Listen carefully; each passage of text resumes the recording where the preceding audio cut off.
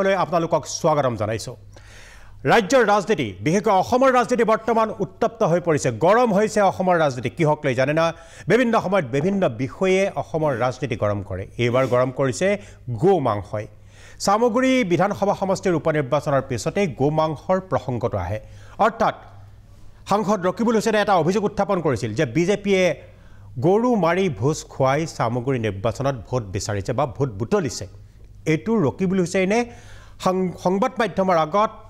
আনুষ্ঠানিকভাৱে কৰা এটা অভিযোগ আৰু ইয়াৰ পিছতে আৰম্ভ হ'ল ৰাজ্যৰ ৰাজনীতিত গো মাংসৰ বিতৰ্ক মুখ্যমন্ত্ৰীয়ে প্ৰতিক্ৰিয়া ব্যক্ত কৰিলে ক'লে ৰকিবুল হুছেইন আৰু ভূপেন বৰাই যদি লিখি দিয়ে তেতিয়াহ'লে মই নিষিদ্ধ কৰিম ৰাজ্যত গো মাংস এটা বিভিন্ন পক্ষই বিভিন্ন ধৰণৰ অভিযোগ উত্থাপন কৰিলে তাৰ পিছতেই আজি সন্ধিয়া অসমৰ সকলো হোটেল ৰেষ্টুৰা বা ৰাজহুৱা ভোজ ভাতত গো মাংস নিষিদ্ধ ঘোষণা কৰা হ'ল এইটো কেবিনেটৰ সিদ্ধান্ত আজি অনুষ্ঠিত হোৱা অসম কেবিনেটত এটা সিদ্ধান্ত লোৱা হ'ল যে অসমৰ সকলো হোটেল ৰেষ্টুৰা আৰু ৰাজহুৱা ভোজত গো মাংস নিষিদ্ধ কৰিলে মুখ্যমন্ত্ৰীয়ে নিজে ঘোষণা কৰিলে এইটো আমি মুখ্যমন্ত্ৰীৰ মুখেৰে প্ৰথমতে শুনি লওঁ আহক আপোনালোকে জানে যে যোৱা কিছুদিনৰ পৰা আমাৰ কংগ্ৰেছ দলৰ সভাপতি ভূপেন বৰা দলৰ নেতা ৰকিবুল হুছেইন ডাঙৰীয়াই গো মাংসৰ ওপৰত তেওঁলোকে অস্বস্তি প্ৰকাশ কৰিছে বিভিন্ন স্থানত আৰু যেন তেওঁলোকেও গো মাংসৰ প্ৰচলন নিবিচাৰে তেনেকুৱা এটা ধাৰণা এটা ৰাইজৰ সন্মুখত তেখেতসকলে দিছে ভূপেন বৰা ডাঙৰীয়া আৰু ৰকিবুল হুছেইন ডাঙৰীয়াৰ যিখিনি ষ্টেটমেণ্ট আজি আমাৰ কেবিনেটত তাক পুংখানুপুংখভাৱে আমি বিশ্লেষণ কৰোঁ আৰু আমি দেখা পাওঁ যে আমাৰ যিখন গো মাংস নিবাৰণী আমি আইন কৰিছিলোঁ সেই আইনখন যথেষ্ট শক্তিশালী কিন্তু তাত এটা প্ৰভিজন নাছিলে যে কমিউনিটি ফেষ্টিভেলত যে গো মাংস আমি খাব পাৰোঁ নে নাই আৰু হোটেল ৰেষ্টুৰেণ্টত আমি গো মাংস খাব পাৰোঁ নে নাই আজি আমাৰ কেবিনেটত এটা সিদ্ধান্ত হ'ল যে অসমৰ কোনো হোটেল আৰু ৰেষ্টুৰেণ্টত গো মাংস পৰিৱেশন কৰা নহ'ব আৰু বিভিন্ন ধৰণৰ যি সামাজিক ফাংচন হয় কোনোবাই ধৰ্মীয় সভা পাতিলে কিবা পাতিলে যিবিলাক সামাজিক সভা হয় সেই সামাজিক সভাটো গো মাংস খাব পৰা নহ'ব যেটো এটা অভিযোগ আছিল যে কোনোবাই গো মাংস দি দিলে তাৰমানে পাব্লিকলি খালে এতিয়াৰ পৰা public consumption of beef has been totally prohibited from today so in no restaurant in no hotels and in no public places beef can be served so etu amar jikhon act asile সেই actত এখিনি আমি নতুন provision লগাম আৰু মই ভাবো যে এই provisionে বা এই ব্যৱস্থাই আমাৰ যেটো originally যে আমি অসমত ক্যাটল প্ৰহিবিশন কৰিব খুজো সেই ব্যৱস্থাকো টনকিয়াল কৰিব আৰু ৰকিবুল হুছেইন আৰু ভূপেন বৰাই যিখিনি বিচাৰি আছিল ডাইৰেক্টলি ইনডাইৰেক্টলি সেইখিনিটো অলপ আগবাঢ়ি যাব গতিকে আমি আশা কৰিম যে এই ব্যৱস্থাত কংগ্ৰেছ দলে আমাক সমৰ্থন কৰিব তাক আমি আশা কৰিছো বা তেওঁলোকে সমৰ্থন কৰক নকৰক that is their political সিদ্ধান্ত but today our cabinet has decided to prohibit consumption of beef in public places including hotel and restaurant যিকোনো এৰিয়াত আগতে আছিল মন্দিৰৰ 5 কিলোমিটাৰ এতিয়া হেতু আমি গুটে অসমলৈকে এক্সটেন্ড কৰি দিলো যে কোনো জায়গাতে এটো খাব নোৱাৰিব ইন পাব্লিক প্লেস হোটেল আৰু ৰেষ্টুৰেণ্ট এইখিনি আজি আমি prohibit কৰাৰ কাৰণে সিদ্ধান্ত গ্ৰহণ কৰিলো হিয়া মুখ্যমন্ত্ৰী ডক্টৰ হিমন্ত বিশ্ব শৰ্মাৰ ঘোষণা আপোনালোকে শুনিলে যে পুনৰবাৰ মই কৈছো অসমৰ কোনো হোটেল ৰেষ্টুৰা বা ৰাজহুৱা অনুষ্ঠানত গো মাংস পৰিবেশন কৰা নিষিদ্ধ ঘোষণা কৰা হৈছে আৰু এটো এটা কেবিনেটৰ সিদ্ধান্ত ইয়াকে লৈ আমি আজি আলোচনা কৰিব খুজিছো ৰাজ্য চৰকাৰৰ এই সিদ্ধান্ত কিমান দূৰ উচিত হৈছে আৰু এই গো মাংসৰ ৰাজনীতি কি হলৈকে হিপাব আমাৰ ষ্টুডিঅলৈ আজি আমি আমন্ত্ৰণ কৰি আনিছো এই বিষয়টোৰ সম্পৰ্কত আলোচনা কৰিবলৈ কংগ্ৰেছৰ অসম প্ৰদেশ কংগ্ৰেছ কমিটিৰ মুখপাত্ৰ আমান ওয়াদুদ কমৰেড জামান বিজেপিৰ সংখ্যালঘু নেতা তথা ভাৰতীয় পাঁচমান্তা মঞ্চৰ অসম শাখাৰ সভাপতি কমৰুজ জামান আমাৰ লগত আছে প্ৰণৱজ্যোতি লহকৰ বিজেপিৰ মুখপাত্ৰ আমাৰ লগত আছে বদৰুল ইছলাম সভাপতি নেমছু আৰু আমাৰ লগত থাকিব ৰামকৃষ্ণ ঘোষ বিধায়ক বিজেপি আৰু বিভিন্ন সময়ত আমাৰ লগত থাকিব দয়ানন্দ বৰগোহাঁই বিশিষ্ট শিক্ষাবিদ এই সকলক লৈ আজি আমি আলোচনা আগবঢ়াম মই এতিয়া প্ৰথমতেই বিৰোধী দল কংগ্ৰেছৰ পৰা আৰম্ভ কৰিব খুজিছোঁ আমান ৱাদুদ কি কয় আজি ৰাজ্য চৰকাৰৰ এই সিদ্ধান্তক লৈ মুখ্যমন্ত্ৰী ডাঙৰীয়াই কৈছে যে আজিৰ পৰা পাব্লিক প্লেচ হোটেল আৰু ৰেষ্টুৰেণ্টত নিষিদ্ধ হ'ব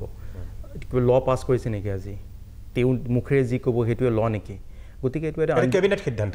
নাই নাই তেওঁ কৈছে যে আজিৰ পৰা বন্ধ হ'ব চ' দিছ ইজ এন আনডেম'ক্ৰেটিক ডিচিশ্যন যিধৰণে তেওঁ কৈ আছে যে অগণতান্ত্ৰিক এটা ডিচিশ্যন হয় পইণ্ট নম্বৰ 2 যে বৰদিন আৰু মাত্ৰ 21 দিন বাকী আছে ইয়াৰ আগত এনেকুৱা ধৰণৰ এটা ডিচিশ্যন লোৱাটো কিমান দূৰ যুক্তিসংগত অসমৰ ৰাইজে এইটো ভাবি চাব পইণ্ট নম্বৰ 3 যে সুপ্ৰিম কোৰ্টে এটা জাজমেণ্টত কৈছে যে কোনে কি খায় সেইটো তেওঁৰ প্ৰাইভেট মেটাৰ হয় আৰু right to food is a part of right to privacy যোনে কি খায় কি নাখায় এইটো right to part of privacy under article 21 of the constitution Bombay হাইকোৰ্টেও এই কথাটো কৈছে যে যেতিয়ালৈকে খাদ্য বস্তুটো হেল্থৰ কাৰণে স্বাস্থ্যৰ কাৰণে ইনজুৰিয়াছ নহয় তেতিয়ালৈকে কোনো অসুবিধা হ'ব নালাগে আৰু মই সেইকাৰণে ভাবোঁ যে এনেকুৱা ধৰণৰ ডিচিশ্যন ফাণ্ডামেণ্টেল ৰাইট ইনফ্ৰিঞ্জ কৰে আৰু যিবোৰ মানুহে যি খাদ্য খায় তাৰ ওপৰত ডাইৰেক্ট প্ৰহাৰ আৰু কমপ্লিটলি আনডেম'ক্ৰেটিক ডিচিশ্যন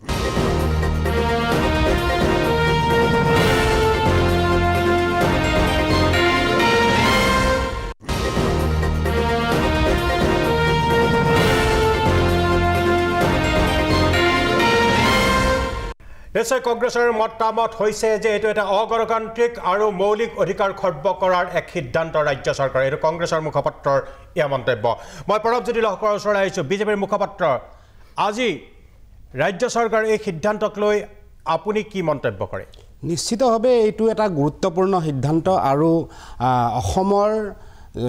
জনগাঁথনিৰ আধাৰত অসমৰ জনসাধাৰণৰ কাৰণে সঁচাকৈ এইটো এটা ভাল সিদ্ধান্ত বুলি ক'ব লাগিব কাৰণ ইতিমধ্যে মোৰ ওচৰত বহা কংগ্ৰেছৰ মুখপাত্ৰজনৰ সৈতে জ্ঞাত যে যোৱা কিছুদিন আগতে তেখেতসকলৰ নেতাই কৈছিলে যে গো মাংসৰ অভিযোগ তুলিছিল যে ৰাজহুৱা স্থানত গো মাংস তেওঁলোকে ভক্ষণ কৰি পেলাই ভোট আদায় কৰাৰ প্ৰচেষ্টা চলাইছিলে বুলি গতিকে ইয়াৰ পৰা এটা বস্তুটো আজি আমি সিদ্ধান্তত উপনীত হ'লোঁ যে আজিৰ পৰা ৰাজহুৱা স্থানত গো মাংস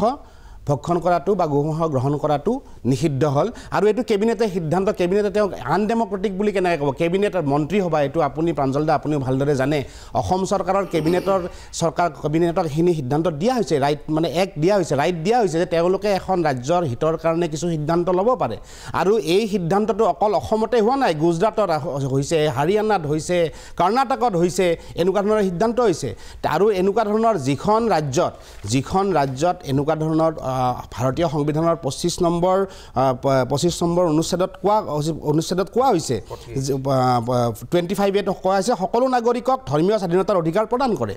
যিহেতু ধৰ্মীয় অনুভূতিৰ আধাৰত যিহেতু অসমত ধৰ্মীয় সংখ্যালঘুতকৈ আমাৰ সনাতন ধৰ্মৰ সংখ্যা বেছি আছে তো তাত যিহেতু আমি গো মাতাক পূজা কৰা হয় গতিকে সেই গো মাতাক বধ কৰি ৰাজহুৱা স্থানত খোৱাটো হয়তো কিছু ক্ষেত্ৰত এক ধৰ্মীয় অনুভূতিত আঘাত হানিব পাৰে বা এনেকুৱা ধৰণৰ কাৰ্যই কেতিয়াবা হয়তো সাম্প্ৰদায়িক সংঘৰ্ষটো যোগাব পাৰে গতিকে এনে ক্ষেত্ৰত মই ভাবোঁ এইটো এটা উপযুক্ত সিদ্ধান্ত হৈছে আৰু এই সিদ্ধান্ত অকল প্ৰথম অসমতে হোৱা নাই ইয়াৰে আগতে বহুকেইখন ৰাজ্যত এই সিদ্ধান্ত কাৰ্যকৰী হৈছে ইয়াত উচ্চতম ন্যায়ালয়ৰ ৰায় আছে ইয়াত মহামান্য উচ্চতম ন্যায়ালয়ৰ ৰায় আছে ৰাজ্য চৰকাৰৰ বহুতকেইটা নিদৰ্শন প্ৰণৱজ্যোতি লহকৰ এইখিনি মই সুধিব খুজিছোঁ যিহেতু চামগুৰি বিধানসভা সমষ্টিৰ উপ নিৰ্বাচনত আপুনিও আছিলে আপুনিও সেই সমষ্টিটোৰ প্ৰচাৰত জড়িত আছিলে চামগুৰিত আপোনালোকে অৰ্থাৎ বিজেপিয়ে গো মাংস মাৰি একাংশ সংখ্যালঘু লোকক ভোজ ভাত দিছিল চাওক প্ৰথম কথাটো হ'ল অভিযোগটো মোৰ নহয় অভিযোগটো ৰকিবুল হুছেইনৰ মই এই কথাটোৱে ক'ব ওলাইছোঁ যে অভিযোগটোৰ কাৰ মই আপুনি কৈয়ে দিলে যে অভিযোগটো আপোনাৰ নহয় বা অভিযোগটো অসমৰ ৰাইজৰ নহয় অভিযোগটো কংগ্ৰেছ দলৰ নহয় অভিযোগটো কংগ্ৰেছ দলৰ এজন নেতাই ৰাজনৈতিক নেতা এজনে অভিযোগ কৰিছিলে কাৰণ তেখেতৰ পুত্ৰই সেই নিৰ্বাচনত অৱতীৰ্ণ হৈছিলে আৰু তেখেতে নিৰ্বাচন চলি থকা অৱস্থাত যিহেতু আপুনি কৈছে আমি ইয়াত জড়িত আছিলোঁ আৰু বহুত কেইজন ব্যক্তি আছিলে জড়িত আছিল আমি দেখিছিলোঁ যে পৰম্পৰা অব্যাহত আছিল আছিলে যোৱা 30-40 বছৰৰ 25-30 বছৰৰ পৰম্পৰা যে ৰকিবুল হুছেইনৰ পিতৃ ৰকিবুল হুছেইন তাৰে পিছত তেখেতৰ পুত্ৰক যি বংশগত পৰম্পৰা আছিল সেই পৰম্পৰাটো ভংগ হ'বলৈ ওলাইছিলে এজন তৃণমূল পৰ্যায়ৰ পৰা উঠি অহা ভাৰতীয় জনতা পাৰ্টিৰ সাধাৰণ কাৰ্যকৰ্তাৰ হাতত তেওঁৰ দৰে এজন মহাপ্ৰতাপী নেতাৰ পুত্ৰ পৰাস্ত হ'বলৈ ওলাইছিলে আৰু তেখেতৰ হাতত কোনো ধৰণৰ অস্ত্ৰ নাছিলে তেখেতক ভাৰতীয় জনতা পাৰ্টিৰ লাষ্টত এই ধৰ্মীয় অনুভূতি আনি পেলাই সেই অনুভূতিৰ দ্বাৰা তেখেতে এটা মিছা অভিযোগ দি পেলাই কৰিব খুজিছিলে কাৰণ আমি আপোনালোকৰ সংবাদ মাধ্যমেও জানে যে ভাৰতীয় জনতা পাৰ্টিয়ে চামুগুৰি নিৰ্বাচনত প্ৰতি ঘৰ মানুহৰ ওচৰত গৈ পেলাই ভোটৰ কথা কৈছিলে ভোট দিয়াৰ কাৰণে আহ্বান জনাইছিলে তেওঁলোকে উন্নয়নৰ কথা কৈছিলে আমাৰ বহু এইটো কথা তেওঁলোকে যদি ক'লেহেঁতেন যে ভাৰতীয় জনতা পাৰ্টিয়ে চামুগুৰিৰ নিৰ্বাচনত জিলাৰ বাহিৰৰ পৰা সমষ্টিৰ বাহিৰৰ পৰা কাৰ্যকৰ্তা আনি পেলাই নিৰ্বাচন লৈছিল তেতিয়া আমি মানি ল'লোহেঁতেন কাৰণ আমিও নিজে সেই জিলাখনৰ নহয় আমি গৈ পেলাই তাত নিৰ্বাচনত প্ৰচাৰ অভিযানত লাগিছিলোঁ কিন্তু কিছুমান বুকুত মিছা কথা ক'লে বেয়া লাগে এনেকুৱা এজন জ্যেষ্ঠ নেতাৰ মুখেৰে শুনিবলৈ বেয়া লাগে তেওঁ আচলতে ক'বলৈ বেয়া দেখি মই তেওঁৰ নিচিনা অসাংবিধানিক শব্দ প্ৰয়োগ নকৰোঁ কিন্তু ৰকিবুল হুছেইন ডাঙৰীয়াই লাষ্টত শেষত হয়তো তেওঁৰ কাম নকৰা হৈ গ'ল তেখেতে ভাবিব নোৱাৰা হৈ গ'ল যে তেওঁ কেতিয়াও ভাবিব পৰা নাছিলে কাৰণ যে আমিও প্ৰথমতে ভাবিছিলোঁ যে আমাৰ মাৰ্জিন ইমান নহ'ব আমিও ভবা নাছিলোঁ আমি ভাবিছিলোঁ আমি 5-6-7,000 ভোটত জিকিম কিন্তু চামুগুৰিবাসী ৰাইজে ইমান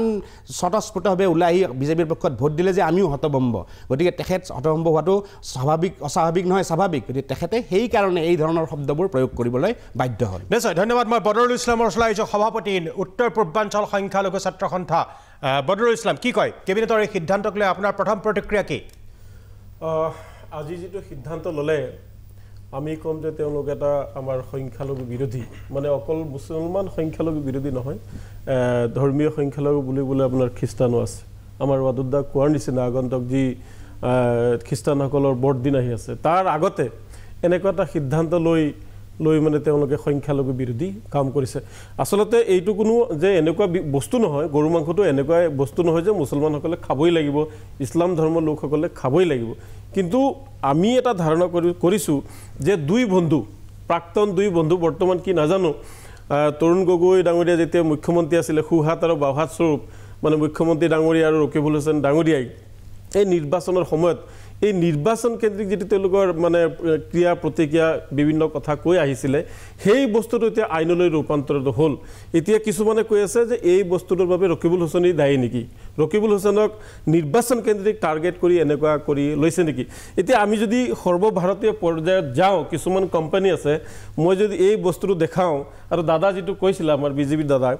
যে এইটো ধৰ্মীয় তেওঁলোকৰ আঘাত হয় মুছলমানসকলে খালে মইতো ভাবোঁ যে যিটো আপোনাৰ হাঁহটোতো বিষ্ণুৰ অৱতাৰ তো হাঁহটো কেতিয়া বন্ধ হ'ব হাঁহটোতো বন্ধ নকৰে গৰুটোক লৈ ইমান মানে ৰাজনীতি চলে এইবোৰ আপোনালোকৰ এটা সাম্প্ৰদায়িক ৰাজনীতি আচলতে এই সাম্প্ৰদায়িক ৰাজনীতিবোৰ আপোনালোকে বন্ধ কৰিব লাগে আপোনালোকেতো হাঁহ কেতিয়াও বন্ধ নকৰে আপোনালোকে হাঁহ বন্ধ কৰিব নেকি দাদা হাঁহটো আপুনি পূজা কৰে নেকি নহয় কি আপোনালোকৰ বিষ্ণুৰ অৱতাৰ নহয় নেকি বিষ্ণু নহয় হাঁহটো বিষ্ণুৰ নহয় বিষ্ণুৰ অৱতাৰ বিষ্ণু কোন হয় এতিয়া বিষ্ণু কোন হয় আপোনালোকৰ ভগৱান হয় আপোনালোকে যদি বিষ্ণু আপুনি বিষ্ণু ভগৱান বুলি নামানে নেকি আপুনি আপোনালোকে বিষ্ণু ভগৱান বুলি নামানে নেকি আপোনাৰ জ্ঞানৰ অভাৱ আপুনি বিষ্ণুৰ অৱতাৰ বুলি কৈছে হাঁহটো মানে হাঁহটো হেৰিৰ অৱতাৰ নহয় সৰস্বতীৰ অৱতাৰ হেৰি হয় ৰাজহাঁহ সৰস্বতী বিদ্যাৰ অধিষ্ঠাতা হাঁহটো সৰস্বতীৰ অৱতাৰ গতিকে হাঁহটোক পূজা কৰোঁ কাৰণে আমি পাব্লিকলি তাত এটা হেৰি নকৰোঁ নহয় নাখাওঁ নহয় আপুনি হাঁহটোক শুনক গৰুটোক আমি পূজা কৰোঁ আমি কি কৈছোঁ যে গৰুটো যিহেতু হিন্দু সনাতন ধৰ্মত পূজা কৰা হয় সেইকাৰণে সেই ধৰ্মীয় অনুভূতিত যেন আঘাত নহয় পাব্লিকলি সেইকাৰণে খাবলৈ ভক্ষণ কৰিবলৈ মানা কৰিছে আপোনালোকে যদি কয় যে আমি হাঁহক পূজা কৰোঁ তেতিয়াৰ পৰা আমিও হাঁহটো পাব্লিকলি নাখাওঁ আমি কৈ দিলোঁ যে আপোনালোকে কালিৰ পৰা কওক যে আমি হাঁহটো পাব্লিকলি পূজা কৰিম হাঁহক পূজা কৰিম আৰু আমি আহ্বান কৰিছোঁ যে হিন্দু সমাজে সনাতন ধৰ্মীসকলে হাঁহটো পাব্লিকলি নাখাওক এতিয়া মই আপোনাক মই গুগলৰ পৰা চাৰ্চ কৰিছোঁ মই আপোনালোক দেখাম যে সৰ্বভাৰতীয় পৰ্যায়ত কিমান ডাঙৰ কোম্পানী আছে তাৰ মালিক কিন্তু মুছলমান নহয় যেনেকৈ Al Kabir exports private limited it's owner name Mr Satish and Mrs Atul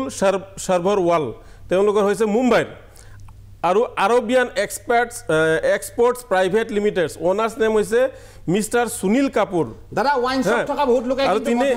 আৰু দুটা কৈছোঁ MKR frozen food expert private limited মালিক হৈছে মদন এবট এইটো আছে দিল্লীত চণ্ডীগড়ত আছে PML ইণ্ডাষ্ট্ৰিজ প্ৰাইভেট লিমিটেড মালিক হৈছে AS বিন্দ্ৰা নাম দিছে আৰবিয়ান কাম কৰিছে আপোনালোকৰ সনাতনী লোকসকলে গতিকে চাওক গৰু মাংস যে অকল মুছলমান বা খ্ৰীষ্টান খায় সেইটো নহয় যদি আপুনি দক্ষিণ ভাৰতলৈ গৈছে আপুনি দেখিব অমুছলমান লোকেও বহু অমুছলমান লোকেও তাতে কিন্তু গৰু ভক্ষণ কৰিছে কেৰেলাত না আপুনি মোক দাদা মই মাজতে কৈছোঁ বেয়া নাপাব আপুনি এটা কথা কৈছে না আজি যে মুখ্যমন্ত্ৰী মহোদয় কেবিনেটত সিদ্ধান্ত দিছে যে পাব্লিক প্লেছত হোটেল ৰেষ্টুৰেণ্ট পাব্লিক প্লেছত আপুনি ঘৰৰ ভিতৰত খাইছে এইটো চাব নাযায় নহয় আপুনি কথাটো বুজিবলৈ চেষ্টা কৰক পাব্লিক প্লেছত কৰিছে এইটো ৰাজহুৱা স্থানত হেৰি হোটেলত খাইছে কাৰণ চাওক তাতে কোনোবা সনাতন ধৰ্মী লোকেও খাব পাৰে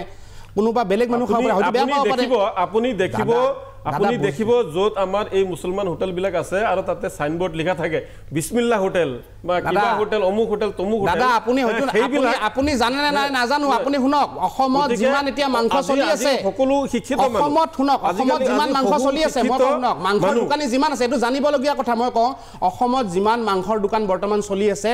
80% মাংস দোকানত কিন্তু হালাল কৰা হয় আমাৰ সনাতন ধৰ্মৰ লোকে কিন্তু সেই মাংসৰ দোকানৰ পৰা মাংস কিনা বন্ধ কৰা নাই মাংস কিনি খাই আছে বুজি পাইছে না হালাল কৰা মাংস আপুনি চাওক প্ৰত্যেকখন গণেশগুৰি পল্টন বজাৰ ফেন্সি বজাৰ চানমাৰি গুৱাহাটীৰ কথা কৈছোঁ চবতে কিন্তু হালাল পদ্ধতিৰে মাংস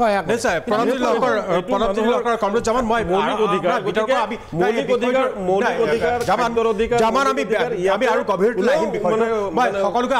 আৰম্ভণি মন্তব্যটো সকলোৰে পৰা লৈ লৈছোঁ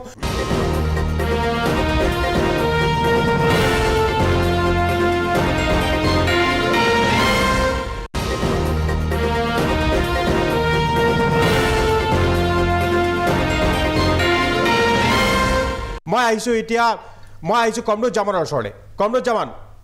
বিজেপিৰ এগৰাকী সংখ্যালঘু নেতা তথা ভাৰতীয় পাঁচমান্না মঞ্চৰ অসম ৰাজ্যিকৰ সভাপতি কি কয় কেবিনেটৰ এই সিদ্ধান্তক লৈ চাওক প্ৰথম কথা হ'ল কাৰণ সেইকাৰণেই কমৰুদ জামান নিজেও এজন ধৰ্মীয় সংখ্যালঘু নেতা আৰু সেয়েহে এই প্ৰশ্নটো তেওঁৰ কাৰণে কমৰুদ জামান ধৰ্মীয় সংখ্যালঘু নেতা আৰু তেওঁৰ বিজেপিৰ এটা সহযোগী সংগঠনৰ তেওঁ এগৰাকী নেতা সেইকাৰণে এই কেবিনেটৰ সিদ্ধান্তক তেওঁ গ্ৰহণ কৰিবলৈ নকৰে কথাটো হ'ল এনেকুৱা যে চাওক আজি যি গোমাংস কেন্দ্ৰিক ইছ্যু লৈ পেলাই যিটো ৰাজনীতি আজি আৰম্ভ হ'ল এইটো আৰম্ভণি আপুনি সূত্ৰপাতটো চাব লাগিব এই সূত্ৰপাতটো গোটেইখিনি সূত্ৰপাত কংগ্ৰেছ দলে কৰিছে আৰু বিশেষকৈ ইয়াৰ নেতৃত্ব লৈছিলে ৰকিবুল হুছেইন ডাঙৰীয়াই ৰকিবুল হুছেইন ডাঙৰীয়াৰ পুত্ৰ যেতিয়া তানজিল হুছেইন এটা মক্কেল তাক মানে শিক্ষাগত কোনো অৰ্হতা নাই তাক বিভিন্ন বিদ্যালয়ত নামভৰ্তি কৰাৰ কাৰণে মহাবিদ্যালয়ত নামভৰ্তি কৰাৰ কাৰণে নামভৰ্তি কৰাৰ কাৰণে ৰ'ব মোৰ কথাখিনি ক'ব দিয়ক আপুনি যেতিয়া ক'ব তেতিয়া আপোনাৰ আগত নাই আপুনি এনেকুৱা ধৰণৰ আপুনি কথাখিনি তেতিয়া ক'ব পাৰ্লিয়ামেণ্টাৰী ৱাৰ্ড নক'ব আপুনি তেতিয়া ক'ব আপুনি কি কথা কৈছে আপোনাৰ কথাৰ লগত মোৰো কিছুমান কথা আছে আপুনি কি ভাষা ইউজ কৰিছে এই তানজিল হুছেইন ভালকৈ যেতিয়া লিখা পঢ়া কৰাৰ কাৰণে এটা উচ্চ শিক্ষাৰ কাৰণে এটা স্কুললৈ মানে নামভৰ্তি কৰাব নোৱাৰিলে বিভিন্ন ভাৰতবৰ্ষৰ অসমৰ বিভিন্ন বিদ্যালয় মহাবিদ্যালয়ত ঘূৰালে কিন্তু নামভৰ্তি কৰাব নোৱাৰিলে সেই নামভৰ্তি কৰাব নোৱাৰাৰ কাৰণে সেই ল'ৰাটোক নি পেলাই যিটো ল'ৰাই একো হিতাহিত জ্ঞান নাই ৰাজনৈতিক জ্ঞান নাই লিখা পঢ়াৰ কোনো অৰ্হতা শিক্ষাগত কোনো অৰ্হতা জ্ঞান নাই সেই ল'ৰাটোক নি পেলাই চামগুৰি ৰাইজৰ মূৰৰ ওপৰত জাপি দিব বিচাৰিলে তেতিয়া চামগুৰিবাসী ৰাইজে বুজি পালে যে এতিয়া যিহেতু চামগুৰি ৰাইজৰ এটা উপ নিৰ্বাচন আছিলে উপ নিৰ্বাচনৰ সময়ত দেখা পালে যে বিগত সময়ত ৰকিবুল হুছেইনৰ দেউতাই এইখন সমষ্টি 10 বছৰ নেতৃত্ব দিলে তাৰপিছত ৰকিবুল হুছেইনে প্ৰায় 25 বছৰ নেতৃত্ব দিলে তেতিয়া ৰকিবুল হুছেইন যেতিয়া ডুবিৰ আঙত হ'ল তেতিয়া ৰকিবুল হুছেইনে তাৰ পুত্ৰক যেতিয়া নেকি তাত নি পেলাই চামগুৰিত সংস্থাপন দিব বিচাৰিলে ৰাজনৈতিকভাৱে তেতিয়া চামগুৰি ৰাইজে বুজি পালে যে যিটো ল'ৰাই লিখা পঢ়াৰ কোনো অৰ্হতা নাই ৰাজনৈতিক কোনো ন্যূনতম জ্ঞান নাই সেই ল'ৰাটোক যেতিয়া জাপি দিব বিচাৰিলে চামগুৰি ৰাইজৰ মূৰৰ ওপৰত সেই কথা চামগুৰি ৰাইজে বুজি পাই পেলাই উন্নয়ন আৰু বিকাশৰ ৰাজনীতিৰ লগত মিলাই পেলাই যিটো অসমৰ মুখ্যমন্ত্ৰীৰ ডক্টৰ হিমন্ত বিশ্ব শৰ্মাৰ এটা শ্লোগান আছিলে বিকাশ আৰু উন্নয়ন সেই উন্নয়ন আৰু বিকাশ ৰাজনীতিৰ লগত চামগুৰি ৰাইজে তাক প্ৰত্যাখ্যান কৰাৰ লগে লগে ৰকিবুল হুছেইনে সেই কথাটো ক'ব বিচাৰিছোঁ প্ৰত্যাখ্যান কৰাৰ লগে লগে ৰকিবুল হুছেইন ডাঙৰীয়াই যেতিয়া নিৰ্বাচনত পৰাজয় হোৱাৰ পিছত তাৰ নিজৰ মই ভাবোঁ মানসিকভাৱে কিছু তাৰ মতিভ্ৰম ঘটিছে কাৰণ সি আবুল তাবুল ভকা আৰম্ভ কৰিছে প্ৰথম এটা কথা ক'লে গোমাংসৰ প্ৰসংগৰ কথা কোৱাৰ আগতে দুদিন আগতে যে মিয়াৰ ওচৰলৈ যিটো ৰাজনৈতিক দলেই যাব সেই ৰাজনৈতিক দলেই ধ্বংস হ'ব সেই কথাটো কিন্তু ৰকিবুল হুছেইনে ৰূপীয়াত সমষ্টিৰ চামগুৰি সমষ্টিৰ ৰূপী বজাৰতে এই কথাটো কৈছিলে কাৰণ যে কৈছিলে যে অসম গণ পৰিষদৰ ওচৰত মিয়া যোৱাৰ কাৰণে মিয়াৰ ওচৰত অসম গণ পৰিষদ যোৱাৰ কাৰণেই অসম গণ পৰিষদ দংগ হ'ল কিন্তু ঠিক তদ্ৰূপ এতিয়া বিজেপিত মিয়া যোৱাৰ কাৰণে বিজেপি দংগ হ'ব যদি মিয়া জাতিটো ইমানেই বেয়া কংগ্ৰেছ দলৰ কাৰণে বা ৰকিবুল হুছেইনৰ কাৰণে বিশেষকৈ মই কংগ্ৰেছ দলৰ কাৰণে কম কাৰণ তেখেত এজন উপদলপতি কাৰণ এইকাৰণে মই তেখেতক কম কথাটো এতিয়া উপদলপতি নহয় এতিয়া সাংসদ হ'ল এতিয়া সাংসদ হ'ল কাৰণ তেতিয়া এজন বলিষ্ঠ নেতা তেখেতে কংগ্ৰেছৰ এজন দক্ষ নেতা বুলি মই ক'ব লাগিব কাৰণ সুদীৰ্ঘ সময়ত কংগ্ৰেছত নেতৃত্ব দিয়াইছিলে তাৰপিছত তেখেতে যেতিয়া গম পালে যে এতিয়া আৰু মিয়া পলিটিক্স নাখাটে এতিয়া আৰু মিয়া মানুহখিনি মিয়া বুলি কোনো জাতি নাই চাওক মিয়া হ'ল এটা সন্মানীয় শব্দ আৰু মিয়া শব্দটোক অপমান কৰি দি আহি গ'ল গোমাংসৰ প্ৰসংগলৈ যেতিয়া গোমাংসৰ প্ৰসংগলৈ আহিলে মই প্ৰথমেই মই আহ্বান জনাম সামগ্ৰীত বিজেপিয়ে গোমাংসৰ ভোজ ভাত দিছিল নেকি নাই এইটোতো সম্পূৰ্ণ এটা ৰকিবুলৰ এটা নিৰ্বাচনী এজেণ্ডা আছিলে আৰু ৰকিবুলে এইটো এটা মানে কমিউনেল ভায়োলেন্স সৃষ্টি কৰাৰ কাৰণে ৰকিবুলে এনেকুৱা শব্দ ব্যৱহাৰ কৰিছিলে কাৰণ তাত সাম্প্ৰদায়িক সংঘৰ্ষ সৃষ্টিৰ বাবে এনে এটা নিশ্চিতভাৱে কাৰণ ৰকিবুল হুছেইনৰ কমৰুজ্জামান এটা বিৰতি লৈ লৈছোঁ পুনৰ আহিম আপোনাৰ ওচৰত এটা বিৰতিৰ পিছত বিভিন্ন ধৰণৰ বিতৰ্কৰ সৃষ্টি হৈছে কৈছে ৰকিবুল হুছেইনে যিটো অভিযোগ উত্থাপন কৰিছিল সি এটা সাম্প্ৰদায়িক সংঘৰ্ষৰ সৃষ্টিৰ প্ৰচেষ্টা বুলি কমৰুজ্জামানে এই মন্তব্য কৰিছে এটা বিৰতিৰ পিছত আমি পুনৰ ঘূৰি আহিম চাই থাকক প্ৰাগ নিউজ বিতৰ্কিত বিষয় গো মাংস নিষিদ্ধ ৰাজ্যত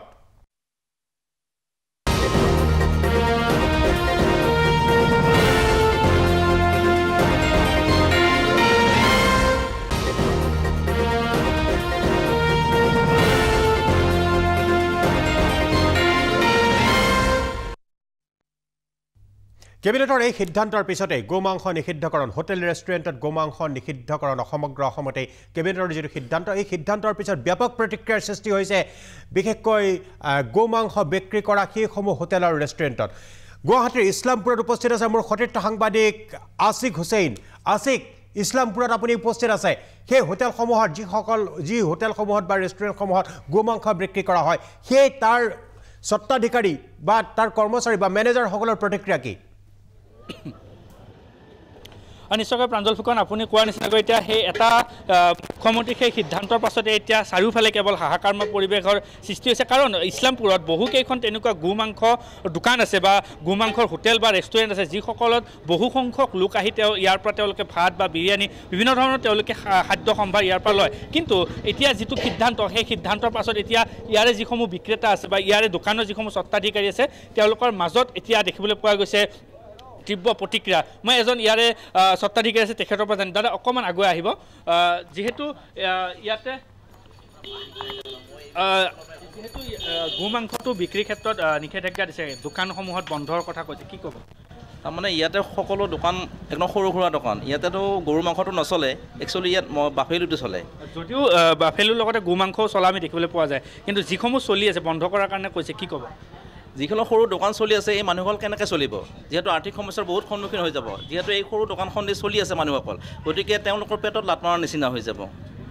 নিশ্চয়কৈ ইয়াতে বহুতখিনি লোক আছে তেওঁলোকৰ পৰা আমি জানাৰ চেষ্টা কৰিম যিহেতু মই দেখুৱাইছোঁ বা কৈছোঁৱে যে এই যিসমূহ হোটেল বা ৰেষ্টুৰাঁ আছে এই ৰেষ্টুৰাঁসমূহতো গো মাংসৰ লগতে মহৰ মাংস ইয়াত বিক্ৰী কৰা হয় আৰু সেই মহৰ মাংস বা গো মাংস বিক্ৰী কৰা যিসমূহ জীৱিকা নিৰ্বাহ কৰি চলি আছে তেওঁলোকৰ মাজত এতিয়া মাধমাৰ হ'ব বুলি কৈছে আৰু ইয়াত কেইজনমান লোক আছে স্থানীয় লোক আছে তেওঁলোকৰো বিভিন্ন ব্যৱসায় কি ক'ব বিচাৰিব গো মাংস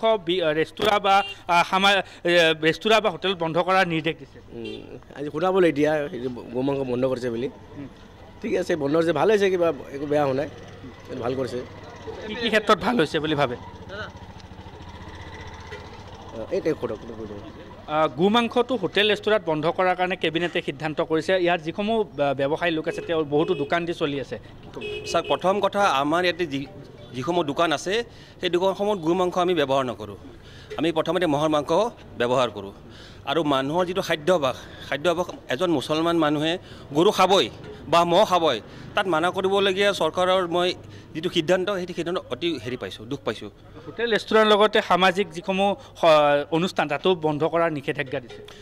তেওঁলোকৰ সেইটো চাওক আজি এতিয়া বিজেপিৰ চৰকাৰ তেওঁলোকৰ এতিয়া এইটো সিদ্ধান্ত কিন্তু এই যিটো সিদ্ধান্ত আজি এজন হিন্দু মানুহে গাহৰি খাবই তাত মোৰ ক'বলগীয়া একো নাই কিন্তু এজন মুছলমান মানুহে গৰু খাবই এইটো চাওক বৰ্তমান যিটো ৰাজনীতি চলি আছে ৰাজনীতিৰ বাহিৰে বিশেষ একো নহয় ইয়াতে যেহেতু আপুনি কৈছে যে এইসমূহ দোকানত কেৱল গো মাংস বহুততে চলে, যিহেতু এইখিনি আমি দেখা পাওঁ বা চিনি পাওঁ, কিন্তু সেইসমূহৰ লোকৰ কি হ'ব? ইয়াত গো মাংস ব্যৱহাৰ নহয়। প্ৰথম কথা, ইয়াত আমাৰ যিকেইখন হোটেল আছে বা যিখন মাংসৰ দোকান আছে, ইয়াত আমি কেৱল মহৰ মাংস ব্যৱহাৰ কৰোঁ। ইয়াত গো মাংস ব্যৱহাৰ কৰা নহয়। গো মাংসৰ প্ৰসংগক লৈ আপুনি কি ক'ব বিচাৰিব? চাওক, মই ইয়াত আগতে ক'লোঁ, হিন্দুৱে গাহৰি খাবই আৰু মুছলমানে গৰু খাবই। তাত চৰকাৰৰ যিটো হস্তক্ষেপ সেইটো অতি দুখলগীয়া। এইটো আমাৰ হ'ল মৌলিক অধিকাৰ, এইটো সংবিধানত লিখা আছে, এইটো আমাৰ হ'ল মৌলিক অধিকাৰ। এই মৌলিক অধিকাৰৰ ওপৰত এতিয়া বিজেপি চৰকাৰখনে আমাক স্বেচ্ছাচাৰী শাসন কৰিব ওলাইছে। যিসমূহ মুছলমানৰ যিসমূহ অনুষ্ঠান থাকে তাতেও গো মাংস সম্পূৰ্ণৰূপে বন্ধ কৰাৰ নিষেধাজ্ঞা কৰিছে। পুনৰবাৰ যদি আপোনাক নাই, চাওক, গো মাংস প্ৰথম আমাৰ কিতাপত লিখা নাই যে গো মাংস আমি খাব লাগে। আমাৰ খাবলগীয়া বহুত জন্তু আছে, যেনেকৈ ডুম্বা আছে, মহ আছে, যে আমি কেৱল মুছলমান মানুহে যে গো মাংস খাব লাগিব এইটো কোনো নিয়ম নহয়। কিন্তু বৰ্তমান চৰকাৰখনে ইয়াত এটা ৰাজনীতি কৰি চলাই। ধন্যবাদ জনাইছোঁ। সেয়া আছিল মোৰ সতীৰ্থ সাংবাদিক আছিক হুছেইন। ৰাইজৰ ব্যাপক প্ৰতিক্ৰিয়া, অৰ্থাৎ কৈছে যে হিন্দু একাংশ লোকে, জনগোষ্ঠীয় লোকসকলে গাহৰি খাবই আৰু মুছলমানে গৰু মাংস, গো মাংস খাবই। সেই ক্ষেত্ৰত যিটো হস্তক্ষেপ কৰিছে চৰকাৰখনে, ই এটা মৌলিক অধিকাৰ খৰ্বৰ বিষয় বুলি এজন ব্যক্তিয়ে উল্লেখ কৰিছে। এইবাৰ আমি যাব খুজিছোঁ বিশিষ্ট শিক্ষাবিদ ডক্টৰ দয়ানন্দ বৰগোহাঁইৰ ওচৰলৈ। মৰাণত উপস্থিত আছে ডক্টৰ দয়ানন্দ বৰগোহাঁই, বিশিষ্ট শিক্ষাবিদ। বিশেষকৈ এটা বিশেষ প্ৰশ্নলৈ মই বৰগোহাঁইৰ ওচৰলৈ আহিছোঁ। প্ৰশ্নটো হৈছে, আহোম জনগোষ্ঠীৰ এক বিশেষ পূজাত গৰু মাংস ব্যৱহাৰ কৰা হয়, অৰ্থাৎ আহোম জনগোষ্ঠীৰ একাংশয়ো গো মাংস ভক্ষণ কৰে। কেৱল যে মুছলমান বা খ্ৰীষ্টানেই গো মাংস ভক্ষণ কৰে সেইটো নহয়। তেনেহ'লে এই ক্ষেত্ৰত কি হ'ব? ডক্টৰ বৰগোহাঁই, মই আপোনাৰ ওচৰলৈ আহিছোঁ। ওমফা বুলি এটা পূজা পাতে, ওমফা।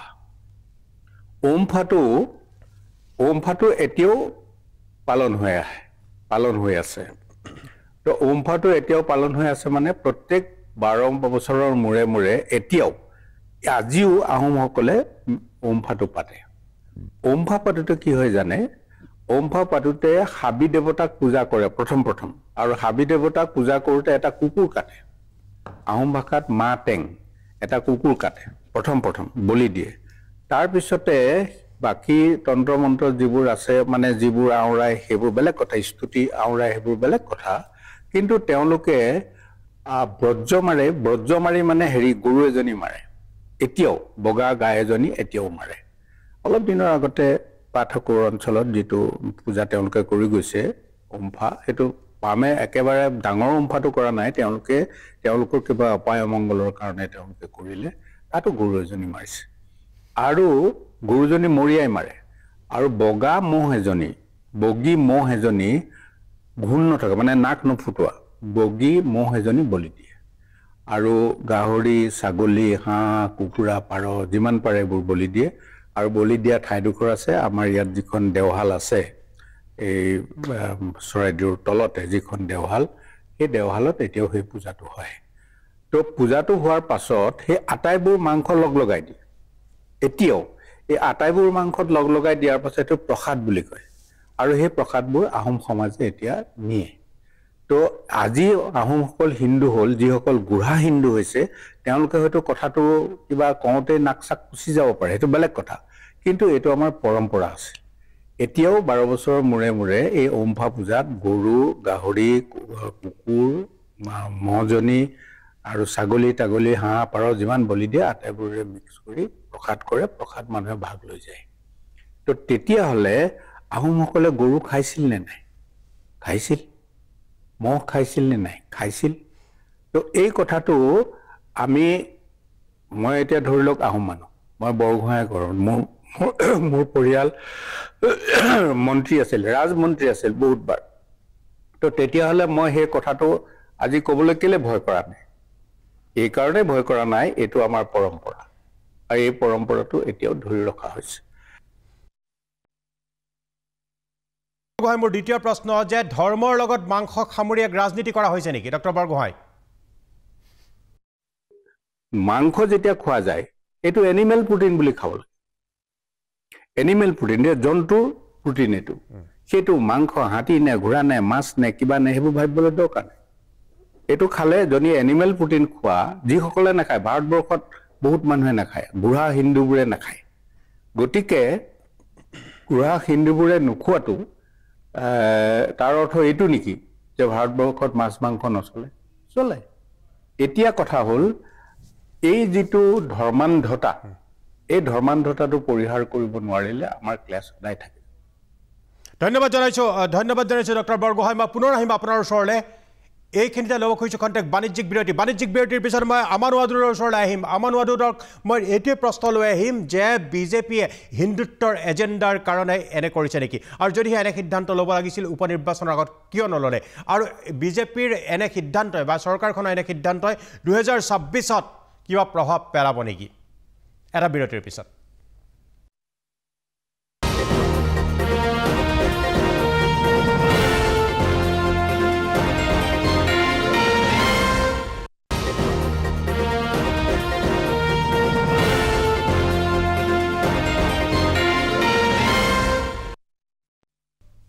বিৰতিৰ পিছত মই প্ৰাঞ্জল ফুকন পুনৰ উভতি আহিছোঁ সবিশেষলৈ ৰাজ্যত বিশেষকৈ অসমত হোটেল ৰেষ্টুৰাঁ আৰু ৰাজহুৱা ভোজ ভাতত নিষিদ্ধ হ'ল গোমাংস এইটো ৰাজ্য চৰকাৰৰ কেবিনেটৰ এক সিদ্ধান্ত আজিৰ পৰা নিষিদ্ধ কৰিছে মুখ্যমন্ত্ৰী ডক্টৰ হিমন্ত বিশ্ব শৰ্মাই আনুষ্ঠানিকভাৱে ঘোষণা কৰে এই কথা অমৰৱাদত যে ইয়াকে লৈ প্ৰতিক্ৰিয়া কি হ'ব বিশেষকৈ বিজেপিয়ে নিজৰ হিন্দুত্ববাদী এজেণ্ডা ফুলফিল কৰিব খুজিছে নেকি ইয়াৰ বাবে আৰু ইয়াৰ প্ৰভাৱ অসমৰ ৰাজনীতিত পৰিবনে নপৰে 26ত পৰিবনে নপৰে আৰু যদিহে এই সিদ্ধান্ত লৈছে তেওঁ উপ নিৰ্বাচনৰ পূৰ্বে বিজেপিয়ে কিয় নল'লে নাই শুনক মোক কথা ক'ব দিয়ক please allow me two speak কি ক'ব দিব লাগিব allow me two speak don't talk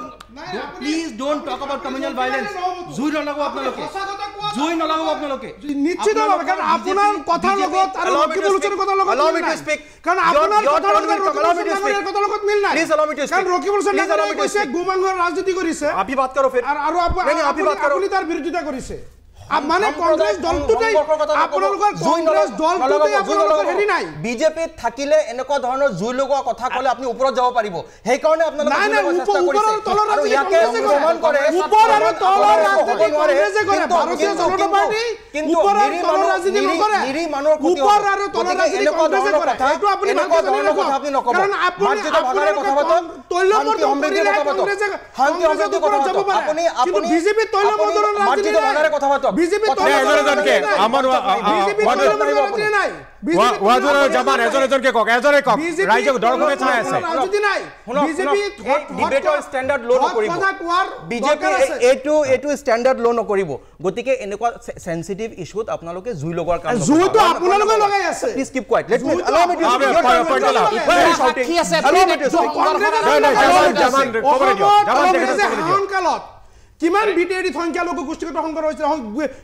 সংঘৰ হৈছিল কিমান সংখ্যালঘু মানুহ নিধন হৈছিল সেই কথা আপোনালোকে পাহৰি গৈছে সেই কথা মনত পেলাই দিয়ক কিমান সংখ্যালঘু মহিলা বিধৱা হৈছিল সেই কথা আপোনালোকৰ মনত আছে আজি এটা কথা আপোনালোকে সেই কথা কিয় পাহৰি গৈছে আপুনি চিঞৰ বাখৰ কৰা নাই সঁচা কথা ক'ব গ'লে কংগ্ৰেছৰ বৰগড়ত জুই লাগে সঁচা কথা ক'ব গ'লে কংগ্ৰেছৰ বৰগড়ত জুই লাগে আপুনি কংগ্ৰেছৰ পেনালিষ্ট ডাঙৰীয়া আমাৰ নতুন ডাঙৰীয়া আপোনাক এটা কথা কওঁ আপুনি আনপাৰ্লিমেণ্টাৰী ৱাৰ্ড ইউজ কৰে আপোনালোকৰ কংগ্ৰেছ জামান মই আপোনাৰ ওচৰত আহি কংগ্ৰেছ জামান মই আপোনাৰ ওচৰত আহি আছো কংগ্ৰেছ জামান মই আপোনাৰ ওচৰত আহি আছো মেক ইউৰ পইণ্ট কংগ্ৰেছ জামান মই আহি আছো আপোনাৰ ওচৰত মেক ইউৰ পইণ্ট চিঞৰ বাখৰ কৰি মেক ইউৰ পইণ্ট এতিয়া আপোনাৰ বহুত ষ্টেজৰ ওপৰত উঠি যাব ভয় নকৰিব বিজেপি আপোনাক প্ৰমোশন দিব বিজেপি আপোনাক প্ৰমোশন দিব আপোনালোকে কমিউনেল কথা কৈ থাকক আপোনালোকে বিজেপি আপোনাক প্ৰমোশন দিব অসমত সাম্প্ৰদায়িক এক মিনিট মই ৰামকৃষ্ণ গোচৰৰ ওচৰত আহিব কৈছো না আপুনি চাওক কংগ্ৰেছ বুজন মানুহ বিজেপি ভাবিছে অসমত কংগ্ৰেছ জামান কংগ্ৰেছ জামানৰ মিউট কৰক কংগ্ৰেছ জামানৰ মিউট কৰক কংগ্ৰেছ জামান তেখেতক কবলে দিয়ক তেখেতক কবলে দি লওক আপুনি মন্তব্য দিব তেখেতক কৈ লওক চাওক এনেকুৱা ডিবেট এনেকুৱা ষ্টেণ্ডাৰ্ড না আপুনি ডাইৰেক্ট সৰি নো দিস ইজ গোমাংস চাওক ইয়াত আপুনি বিজেপিৰ গোটেই ইতিহাস উঠাই চাওক হিন্দু মহাসভাৰ পৰা RSSৰ পৰা গো মাংসৰ ওপৰত তেওঁলোকে সদায় ৰাজনীতি কৰিছে আজি এতিয়াও ৰাজনীতি কৰি আছে he is again speaking please keep quiet কিয় নকম what kind of person you are আপনি কৈ যাওক আপনি কৈ যাওক না আপোনাৰ কথা কি এই প্ৰেছ কনফাৰেন্স এতিয়া মই মূল ইস্যুত আহিছো এই প্ৰেছ কনফাৰেন্সত আৰু কি কোৱা হৈছিলে যে সামগ্ৰীত কি হৈছিলে 100টাতকৈ গাড়ী বেছি তাত ধ্বংস কৰা হৈছে ভাঙি দিয়া হৈছে এমএলএৰ গাড়ী ভাঙি দিয়া হৈছে election commission please keep quiet ৰব ইলেকশন কমিশন অফ ইণ্ডিয়া আপুনি ধমকি দিব নকব election commission of India election commission of India চৰকাৰ থাকোতে ডেক্সিৰ পৰা বাদ লৈ গৈছিল কংগ্ৰেছে খেতিৰ পৰা ধান কাটি লৈ গৈছিল সেই কথা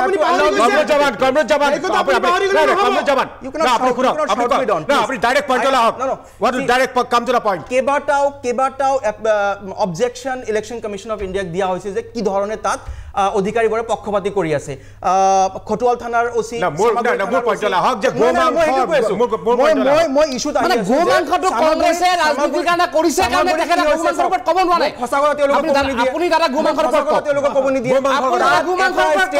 এটা ষ্টেটমেণ্ট তাৰ পৰা উঠাই পেলাই তেওঁলোকে ৰাজনীতি কৰি আছে মুখ্যমন্ত্ৰী ডাঙৰীয়া আপুনি ষ্টেটমেণ্ট উঠাই চাওক তেওঁ ডিনাই কৰিছে নে নাই তেওঁ ডিনাই কৰা নাই আজি তেওঁলোকে কেবিনেটত এনেকুৱা ধৰণৰ ডিচিজন ইউজ কৰিছে আপোনালোকে চিঞৰ বাখৰ কৰি থাকক সঁচা কথা আপুনি সামগ্ৰীৰ কথা বহুত কথা কোৱা হৈছে you will have to allow me to speak যে সামগ্ৰীত লেভেল প্লেইং ফিল্ড নাছিলে অসমৰ ইতিহাসত আজিলৈকে এনেকুৱা ধৰণৰ কত ভায়োলেন্স হোৱা নাই সামগ্ৰীত হৈছে এখন সামগ্ৰীত 15 বছৰ কংগ্ৰেছ চৰকাৰ তাকৰে গণতান্ত্ৰিকভাৱে মানুহক মুক্তভাৱে ভোটেই দিব দিয়া নাই স্পিক দ্য ট্ৰুথ সামগ্ৰী 15 বছৰ কংগ্ৰেছ চৰকাৰ থাকে আচ্ছা আপোনাৰ সামগ্ৰী ৰাইজক গণতান্ত্ৰিকভাৱে মুক্তভাৱে ভোট কংগ্ৰেছ সুবিধা দিয়া আছে মই আহিব এই কথা আপোনালোকে পাহৰি গৈছে ৰামকৃষ্ণ ঘোষ পাহৰি গৈছে ঘৰৰ পৰা খুলি লৈ গৈছিলে বেছিৰ পৰা ৰামকৃষ্ণ ঘোষ লৈ গৈছিলে কেবিনেটৰ সিদ্ধান্ত আপুনি এই সিদ্ধান্ত কিমান দূৰ ভাল পদক্ষেপ বুলি মই ভাবো এইটো এটা ভাল পদক্ষেপ বুলি ভাবো ভাৰতত কি হয় মেজৰিটি গ্ৰুপৰ যেটো সন্মান কৰে গো মাতাক আমি সন্মান কৰো আজি হাজাৰ হাজাৰ বছৰৰ পৰা এই ভাৰতবৰ্ষৰ মানুহে সন্মান কৰে হিন্দু মুছলমানৰ কথা নাই ইয়াতে হিন্দু মুছলমানৰ কথা কিয় আহে এইবিলাক লৈ কিয় হাল্লা কৰে ইয়াত কিয় ডাঙৰ কথা কয় এইবিলাক কথা ক'ব নাপায় আজি এটা মেজৰিটি গ্ৰুপৰ কাৰণে মেজৰিটি গ্ৰুপ বুলি নহয় ভাৰতীয় কালচাৰৰ ভিতৰত এটো পৰে এটো হিন্দু মুছলমানৰ কথা নহয় সেই হিচাপে কিয় ল'ব লাগে কোনো ল'ব নালাগে মোৰ মতে এটো এটা ভাল পদক্ষেপ আমাৰ আসাম চৰকাৰক আমি ধন্যবাদ জনাব লাগে তেখেতে এটা বোল্ড ষ্টেপ লৈছে না আমাৰ মুখ্যমন্ত্ৰী ডাঙৰক ধন্যবাদ জনাও মই বিজেপিৰ এমএলএ বুলি কোৱা নাই অলপ চিন্তা কৰক না কিয় সন্মান কৰিব নালাগে আমি হিন্দু মানুহবিলাকে হিন্দু মানুহে যদি এটো নিবিচাৰে এটো সন্মান কৰিব লাগে আমি মাতা বুলি যদি মানু তেতিয়ালে আমাক কিয় সন্মান কৰিব নালাগে আজি বাংলাদেশত কি হৈছে আপোনালোকে চাওকচোন অলপ সহ্য নকৰে হিন্দু বিলাকক মাৰি কাটি শেক কৰি আছে মন্দিৰ বিলাক ধ্বংস কৰি আছে তাতে আজি এইবিলাক লৈ অসমত প্ৰচেছন হ'ব লাগিছিল মই বিধানসভাতো কৈছো যে অসমৰ সংখ্যালঘু সম্প্ৰদায় এইটোৰ প্ৰতিবাদত কৰিব লাগে যদিও অসমৰ তথা ভাৰতৰ মেজৰিটি মুছলমান সমাজে এই বাংলাদেশৰ ইউনিয়ন চৰকাৰক মানে তেখেতে গালি দিছে তো কথাটো হল কি মানে সমালোচনা কৰিছে মোৰ কথাটো হল এটা ভাল পদক্ষেপ আমি হিন্দু মুছলমান সকলে মিলি কৰিব লাগিব আৰু এটা ভাল পদক্ষেপ আমি সন্মান জনাও আপোনালোকক সন্মান জনাও সবে সন্মান জনাও খাদ্যাভ্যাসৰ ওপৰত আপোনালোকৰ এই আঘাত কোনে কি খায় সেইটো নিজৰ ব্যক্তিগত পছন্দৰ কথা কোনে কি খায় সেইটো নিজৰ ব্যক্তিগত পছন্দৰ কথাটো কিয় কয় কোনে কি খায় এটো কোনে কৈছে আপুনি কোনে কৈ আছে কোনে কি খায় মানে গুগোবৰ খাব নেকি গুগোবৰ খালে সন্মান কৰিম নেকি আমি মোৰ ৰাস্তাৰ কাষতে যদি কোনো গুগোবৰ খায় তাক আমি সন্মান কৰিম তাক আমি হস্পিটালত লৈ যাম তাক ট্ৰিটমেন্ট কৰিব লাগিব যেটো কোনোবা যদি কৈছে কোনে কি খায় চাব না লাগে তো এই কথাটো কিয় কয় আপোনালোকে আমি যদি ভাৰত মাতাক আমি যদি গোমাতা খাদ্যৰ ওপৰত অধিকাৰ কি ক'ব কিয় সন্মান কৰিব লাগে আৰু সম্প্ৰদায়ৰ মানুহে কিয় খাদ্য কিয় কি খাদ্যৰ অধিকাৰ আমাৰ সন্মান নাই নেকি এটো এটা আমাৰ ধৰ্মীয় স্বাধীনতা নাই নেকি আমাৰ ধৰ্মীয় স্বাধীনতা নাই নেকি আমাৰ ধৰ্মীয় স্বাধীনতা সন্মান কৰিব নালাগে নেকি শুনক এইবিলাক কথা কৈ লাভ নাই হৰুহৰা কথা খাদ্য এটো খাদ্য হিচাপে আমি লোৱা নাই নহয় কিয় আপোনালোকে খাদ্য কথা কয় এটো খাদ্যৰ ভিতৰত নপৰে আমি নামানো আমি ভাৰতবৰ্ষৰ মানুহে আজি হাজাৰ হাজাৰ বছৰ পৰা আমি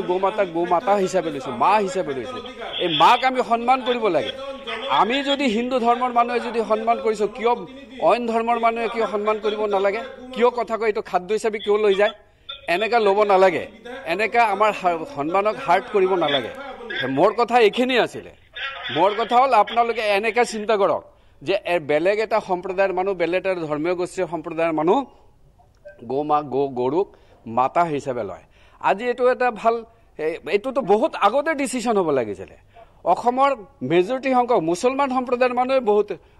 বহুতে মোক কয় যে এইটো বন্ধ হ'ব লাগে ধন্যবাদ জনাইছো ৰামকৃষ্ণ ঘোষ ডাঙৰীয়া আপোনাক ধন্যবাদ জনাইছো এটা বিৰতি লৈছো বিৰতিৰ পিছত মই পুনৰ উভতি আহিম এই সবিশেষলৈ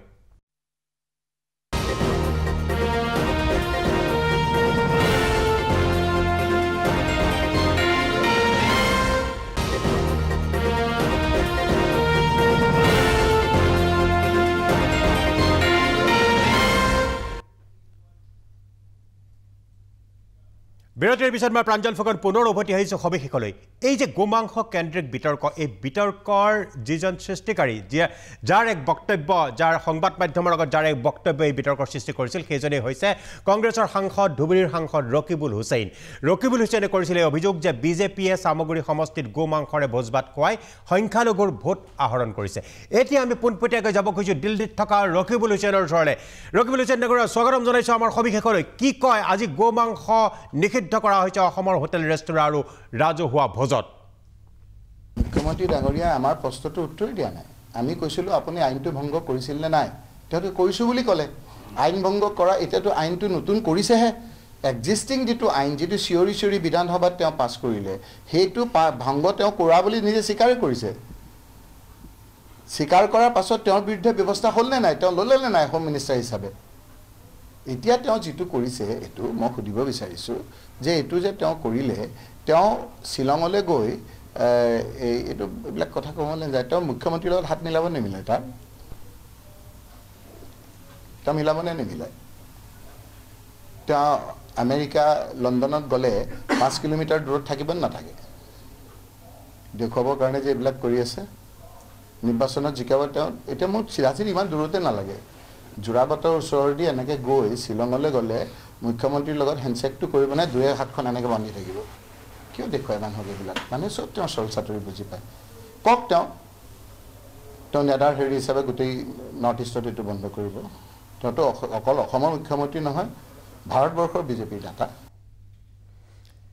সেয়া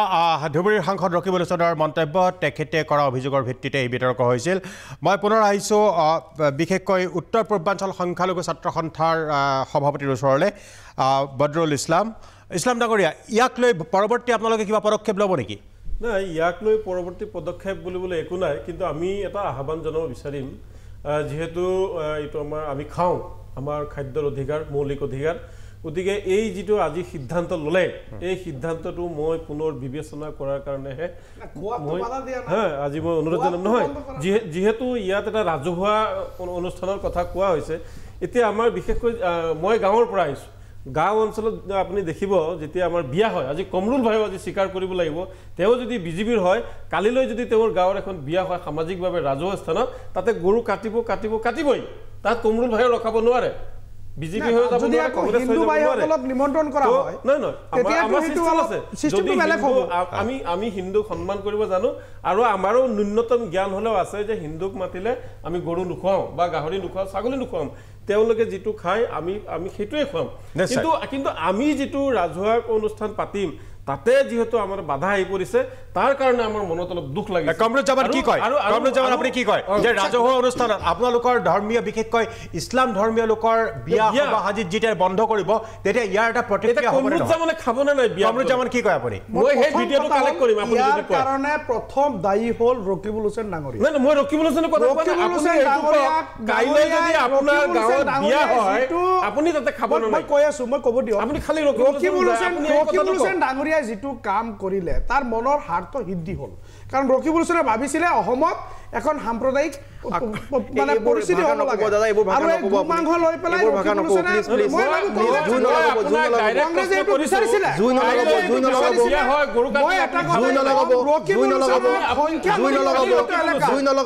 ৰকিবুল হুছেইনে সংখ্যালঘু অধ্যুত এলেকাত কংগ্ৰেছক সংখ্যালঘু অধ্যুত নিষিদ্ধ কৰিব লাগে আজি কংগ্ৰেছে এই কথাখিনি মুখ্যমন্ত্ৰীয়ে বুজি পাইছে যে কংগ্ৰেছে ইয়াত যুঁজল হ'ব বিচাৰিছে সেইকাৰণে মুখ্যমন্ত্ৰীয়ে কেবিনেট ডিচিশ্যনত মই ভাবোঁ মুখ্যমন্ত্ৰী ডাঙৰীয়াই কেবিনেট ডিচিশ্যনত এই সিদ্ধান্তটো লৈছে কাৰণ মুখ্যমন্ত্ৰী অসমৰ দায়িত্বত থকা মুখ্যমন্ত্ৰী গৃহ বিভাগৰ দায়িত্বত আছে অসমত যদি ল এণ্ড অৰ্ডাৰ চিটুৱেশ্যন হয় অসমত সৃষ্টি হয়